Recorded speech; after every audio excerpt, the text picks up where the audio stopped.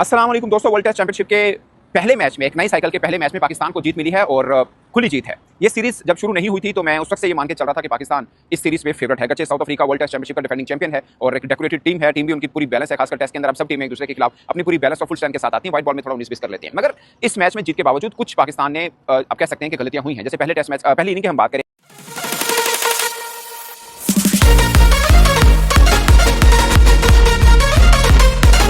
दोनों इनिंग्स में जो पाकिस्तान का हुआ वो भी है। और पॉजिटिव अगर आपको लेना है तो पॉजिटिव ये है कि पाकिस्तान ने पहली इनिंग के अंदर दो 150 प्लस पार्टनरशिप लगाई। एक 161 की पार्टनरशिप लगी इमाम और शान मसूद की, और दूसरी पार्टनरशिप सलमान आगा और मोहम्मद रिजवान की 163 की लगी। मगर दूसरी इनिंग में 167 पे फारिग होना पाकिस्तान का काबिल कबूल नहीं है। अपने ही ग्राउंड के अंदर स्पिन के लिए फेवरेट है और पाकिस्तान के नुमान अली ने एक बार फिर दिखाया कि वो टेस्ट में age is just a number, वो कहीं पर भी बाजी पलट सकते हैं और कमाल बॉलिंग किया। वैसे भी पाकिस्तान की तरफ से सबसे ज्यादा फाइबर लेने वाले लेफ्ट हैंड स्पिनर भी बन चुके हैं। इकबाल कासिम साहब का उन्होंने रिकॉर्ड कल ही वैसे तो तोड़ दिया था। सो एक डेकोरेटेड टीम पाकिस्तान की लग रही है जब हम अपने घर में खेल रहे हैं। बहुत से लोगों को इस पर शिकवा रहता है, जैसे वकार यूनुस साहब ने कल कहा था कि पाकिस्तान जिस टाइप की पिचेस बना रहा है फास्ट बॉलर्स के लिए कुछ खास नहीं है। अगरचे आज आते ही ब्रेक थ्रू शहीन शाह अफरीदी नहीं दिया था, मगर मेरा भी ये मानना है कि पाकिस्तान अपने घर में जब खेल रहा है तो इतने ज्यादा फास्ट बॉलर के साथ जाने की जरूरत नहीं है। आप दूसरे एंड पर देखें, रबादा अगरचे वो हारे हैं, बट मैं आपको जस्ट पिच कंडीशन बता रहा हूं, हमारी तो अपने घर की पिच है, मगर उनके लिए वो मेहमान है। उन्होंने एक रबादा फास्ट बॉलर रखा, मोल्डर बेसिकली ऑलराउंडर शेप के अंदर है, बट एक फास्ट बॉलिंग ऑप्शन उनके पास जरूर थी। अच्छा ऑलराउंडर उनके पास है तो उनके पास है, बट मुझे लगता है कि एक फास्ट बॉलर ही, और मोस्ट प्रोबेबली पाकिस्तान अब आगे जब खेलने जाएगा तो एक ही फास्ट बॉलर के साथ जाएगा। और इस टीम की अगर से जीतेंगे अगला टेस्ट मैच में, मुझे लगता है कि पाकिस्तानी फेवरेट है, पाकिस्तान को ही जीतना चाहिए। वैसे हम इस तरह थोड़े से कॉम्प्लीसेंट हम हुए थे वेस्ट इंडीज के टाइम पे, जब हमें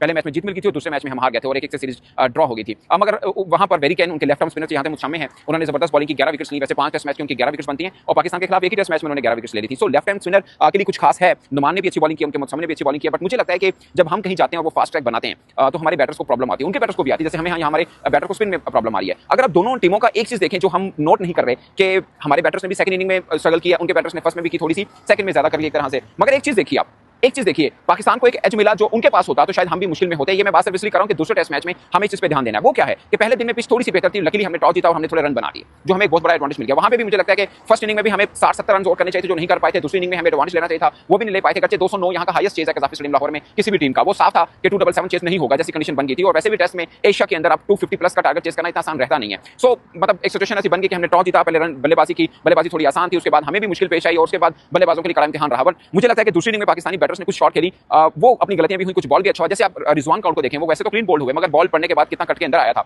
स्पिनर्स का टर्न हुआ था, वो रूटीन कंडीशन में शायद वो जो शॉट मारने जा रहे थे वो शॉट उनका हो जाता, बट पिच के मुताबिक नहीं हुआ। सो हमारे बैटर्स को अपनी पिच के अंदर जो हम दूसरों के लिए जाल बिछा रहे हैं, खुद को एडजस्ट करना बहुत जरूरी है। बॉलिंग तो मुझे लगता है कि सही रहेगी आपके साथ। साजिद ने अगरचे वो रोल नहीं किया, फिर भी उन्होंने ब्रेक थ्रू उन्होंने भी दिया रिकल्टन आउट करके, बट फिर भी नुमान अली एक नुमाया बॉलर के तौर पर सामने आए हैं और नीचे से साजिद उनके साथ हैं। आई होप कि अगले में या तो अबरार आएंगे या फिर शायद आसिफ अफरीदी, क्योंकि दो लेफ्ट आर्म स्पिनर लगाने में भी कोई हर्ज नहीं है। वहां से मुझामी विकेट्स ले रहे हैं, यहाँ से नुमान ले रहे हैं, तो साफ है कि लेफ्ट आर्म के लिए कुछ है, क्योंकि राइट हैंड बैट्समैन ज्यादा है। जैसे आप अपनी T20 टीम को देखें, हमारे यहाँ लेफ्ट हैंड बैट्समैन ज्यादा होते हैं, शायद 5 या 6 लेफ्ट हैंड बैट्समैन बन जाते हैं, मगर टेस्ट के अंदर हमारे राइट हैंड ज्यादा है, दूसरी टीम के भी राइट हैंड ज्यादा है। एक दो हैं जो उनके लेफ्ट हैंड में भी ऑप्शन आती है, तो उसके पास आपके पास आगा की एक ऑप्शन आ रही थी कि वो भी ओवर कर जाते हैं। अगरचे वो इतने इफेक्टिव उस तरह से नहीं हुए, मगर उनके लिए कॉन्फिडेंस जरूर रहेगा कि वो अपनी कप्तानी में T20 के अंदर बॉलिंग नहीं कर रहे, मगर जब शान मसूद कप्तान है टेस्ट के, तो उनको एज ए बॉलर के तौर पर भी ठीक ठाक किस्म के यूज कर रहे हैं। सो पॉजिटिव चीजें भी पाकिस्तान के लिए मिली, और सबसे पॉजिटिव चीज ये है कि WCL जो हम पहले से कह रहे हैं कि ये साइकिल पाकिस्तान के लिए समझे लॉटरी है। इस साइकिल से पाकिस्तान को वर्ल्ड टेस्ट चैंपियनशिप का फाइनल का एक फेवरेट कैंडिडेट बनना चाहिए, उस रेस में फेवरेट रहना चाहिए। आप साथ में हम शायद इस भारत को देख लें, उनका भी साइकिल कदरे आसान है, मगर पाकिस्तान से ज्यादा आसान नहीं है, क्योंकि पाकिस्तान के लिए सबसे टफ सीरीज इस साइकिल के अंदर सिर्फ इंग्लैंड वाली है। अगर हमने वेस्ट इंडीज में जाके भी खेलना है, बट मुझे लगता है कि उनको हम पकड़ सकते हैं, क्योंकि हमने उनको